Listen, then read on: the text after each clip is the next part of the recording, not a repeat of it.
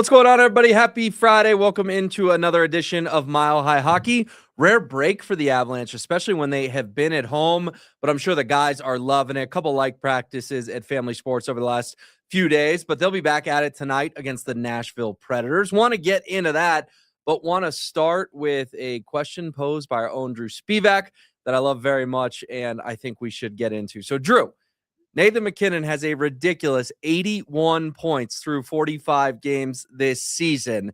The Avalanche have 10 more games until the Olympic break. Could he, and the math says yes, could he, though, get to 100 points before early February rolls around and all those guys head to Italy? So that would mean, let's see, we got 10 games left. He's 19 points away. It's basically 2 points per game. Mm-hmm. Anybody really think Nathan MacKinnon's not capable of 2 points per game over the last 10 games to pull this off the rate he's at? I mean, what was it, the game Monday night against Toronto? I think he had 3 points in that one, no goals. I mean, it feels inevitable that he's going to get to 100 points before we get to the Olympic break. Because I went back and I kind of looked at the math, and I went back to his Hart Trophy season 2 years ago when he got to 140 points. As great as that season was, do you know when he hit the 100-point mark? Let's call it early March. February 27th. Okay. Yeah. I mean, so this would be almost a month ahead of just pace. About a month, yeah. Which is ridiculous that he's putting up that pace. But, and I think it makes it fun too that you know, now we're seeing a dogfight, because it looked like at the beginning of the year that Nate was going to run away with this thing. Like, he was going to run away with the scoring title. He was going to get to 150, 160 points and easily be the Hart Trophy winner and the MVP. Now you're looking at it, well, Connor McDavid's just been an unbelievable heater over the last month. And so, in fact, I don't even know where he's at now. I know the other night, like, MacKinnon was up by 1, but McDavid's played a couple times since then. I believe McDavid's at 82, 1 point ahead of MacKinnon as we sit here today. Yeah, so you know, given the conversations surrounding MacKinnon and McDavid, that MacKinnon wants to one-up McDavid every chance he gets. So, yeah, for me, I don't think there's any doubt that he's going to get to it by the 10th game. In fact, I'm going to actually go out on a limb. I'll say he gets there in 8 games. 8 games, 19 points over 8 games. I mean, you know, that sounds ridiculous on the surface, but then again, this is what this guy does. Mm-hmm. He's capable of 2-3 points every single night. And I want to run some numbers by you. So his rookie year, he played in all 82 games and had 63 points. Yep. Pretty darn good rookie year. Yep. Followed that up with 38 points the following year. Only played in 64 games, but 38 points in 64 games. He then goes 52 points, 53 points, 97 points, 99 points. Then we start to get into some shortened seasons, 93 points, 65 points. And then in the cup year, he had 88 points. He didn't have his first 100-point season till 22-23, and no one's discrediting what he did in the first 10 years of his career. But think about that. He's got 81, and he's almost passed all his seasons already, except for the last 3. That is just ridiculous, the amount of production this guy's churning out on a night in, night out basis. No, it's true. And it really helps, too. I think that now he's had the team around him for the last few years. I mean, you mentioned the short season. He would have got to 100 points probably both those seasons. So we'd be looking at what now, a 6th straight 100-point season.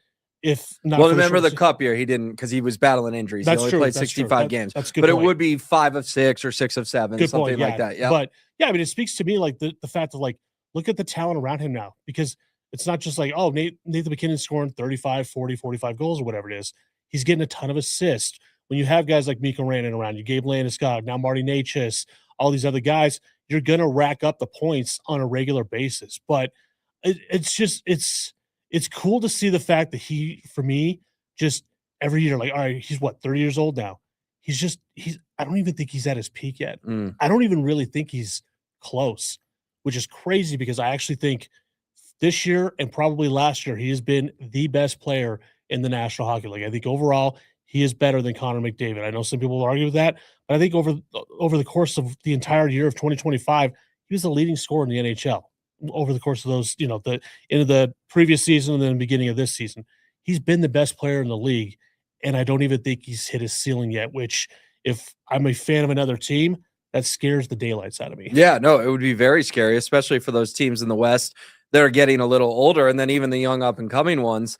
I think of the Sharks, they're the first team that comes to mind. It's like, Yeah, you guys may have to wait your turn another 3, 4, 5 years before you're really thinking about hoisting the cup. All right, so the Avalanche and Predators tonight, Drew. A couple big storylines, or just storylines that we're tracking. One, Mackenzie Blackwood is going to start, which is good. He was activated off IR on Wednesday. They sent Trent Miner back to the Eagles, so I think all is well. Scott Wedgwood had a little locker room session and said, I wouldn't even say I was injured. I needed a couple of days off. He did back up Miner. But the Woods, I think the Woods are back in the fold is headline one. And then headline two is Ross Colton will play tonight.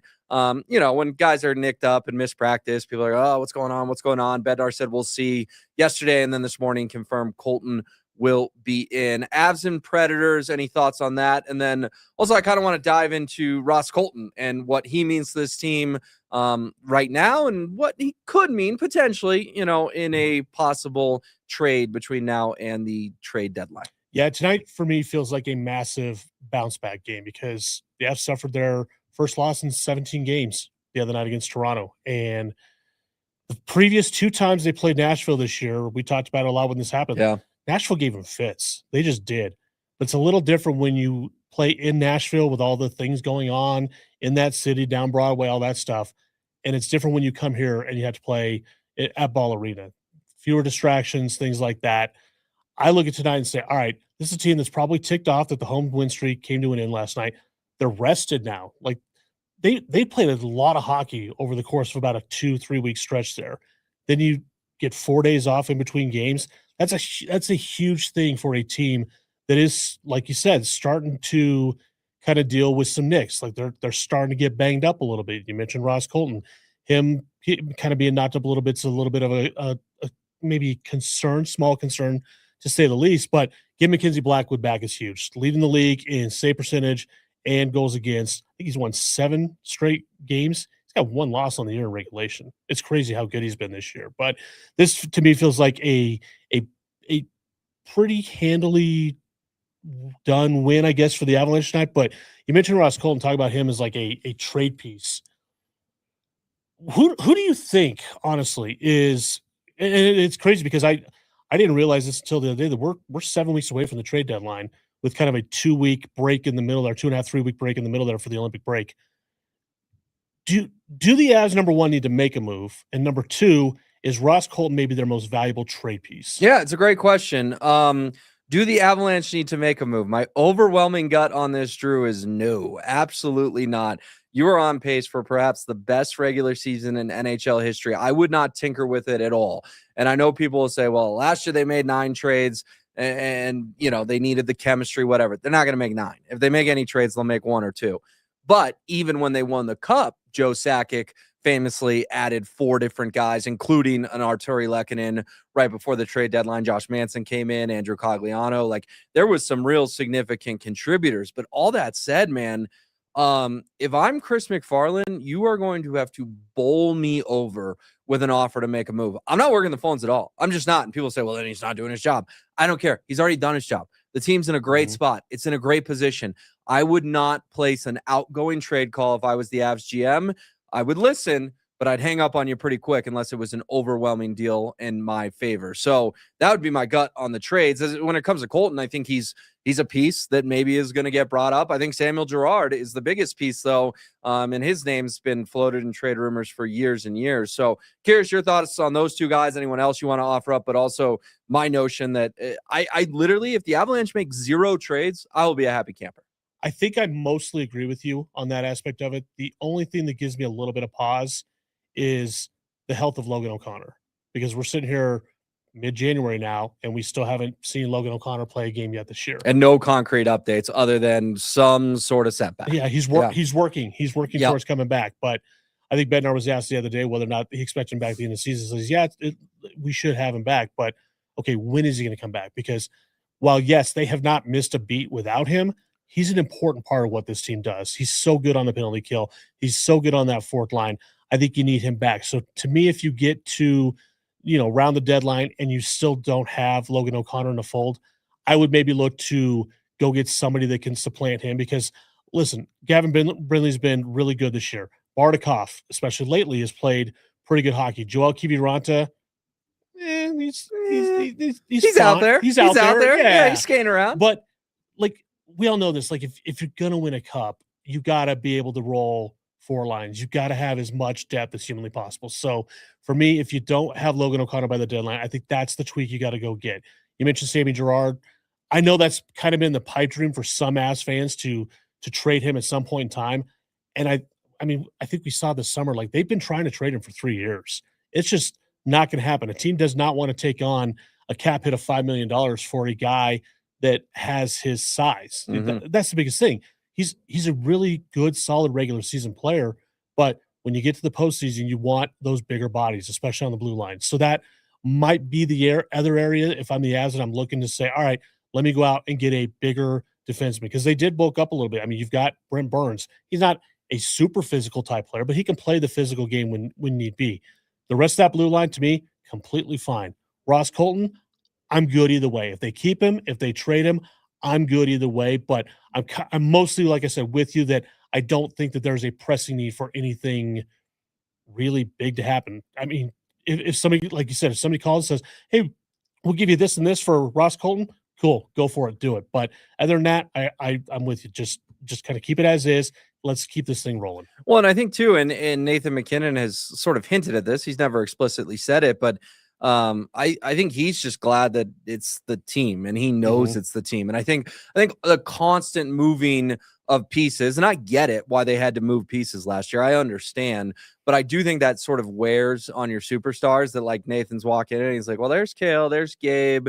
Okay, there's Arturi, there's Valeri, but I don't know half these. He knows them all now. This team has been solidified. I mean, we joke about the content we see on social media like over the summer with girlfriends and wives and partners and the Avs players, and it's one of those things where it's like, oh, that's kind of funny, but it's also like, oh, that's good team bonding. Yeah. They were all together, they were all hanging out.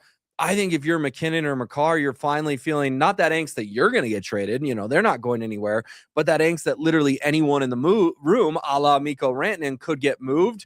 They don't have that feeling anymore. But I do think that feeling was sort of deep in their gut the last couple of years. Well, we saw at the end of last year after they made all the moves that they did that it's really difficult to try and integrate these guys and build the chemistry that you need to make a deep run, especially when you play in the division that they play in, when you're going to have to go through either Dallas or Minnesota to even get to a Western Conference final. You got to have chemistry. And I think we saw over the summer that having Marty Necas for a training camp, having Brock Nelson for a training camp, having Brent Burns for the entire season, like these things matter. You have to be able to build the chemistry. And if you go and you're trying to plug in guys for a 5-6 week run from March into April for a Stanley Cup playoff run, it's just not really an ideal recipe for success. Like you said, plug and play guys here and there like they did the Stanley Cup year. That's all good. But when you're talking about key core guys, it's important to have that chemistry. And it's nice that we're in that conversation now, barring any key injuries, that we don't really have to worry about that, at least for the foreseeable future. Yeah, I mean, we're knocking on wood, but none of us are furiously refreshing Twitter waiting for Avalanche trades like we were at this time a year ago. What a fun spot for them to be in. Another fun show of Mile High Hockey. Avs and Predators tonight at Ball Arena, the appetizer for the big football game on Saturday. And Drew and I will be back on Tuesday talking everything Avs. We'll see you then for another edition of Mile High Hockey.